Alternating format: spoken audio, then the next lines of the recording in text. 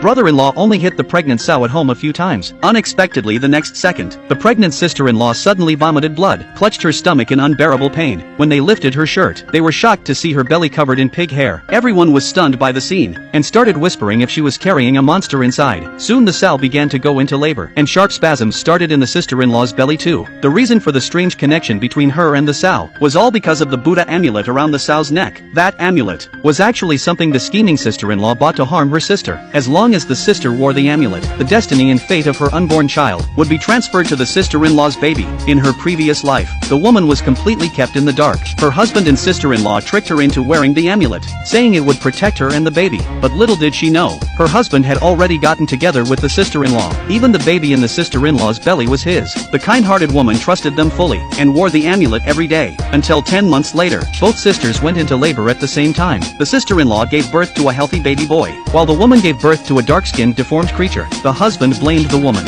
saying he had spent thousands on the amulet to protect her, yet she still gave birth to a monster. The wicked mother-in-law, who always despised her, called her a demon, and while the woman was still weak after childbirth, the whole family ganged up and sold her abroad as a hostage. There she had her tongue cut off and limbs severed, and was stuffed into a vase alive as a human specimen. She could never understand. All the checkups showed her baby was normal, so why did it turn out like that? Until the scumbag and sister-in-law showed up in front of her, smirking as they revealed the truth. She gave birth to a monster. Because of that amulet, it had transferred her and her child's fate to nourish the fetus in the sister-in-law's womb. They even shamelessly showed affection in front of her. That's when she realized they had been having an affair all along behind her back. But what she didn't expect was that before leaving, the scumbag lit a lighter and threw it at her. With no arms or legs stuck in the vase, she could only watch as the flames devoured her. In that moment before death, she swore if she had another life, she would make them pay in blood. Maybe heaven heard her. When she opened her eyes again, she had been reborn, back to 3 months before giving birth. At this time the scheming sister was pulling the same trick, pretending to care about her health,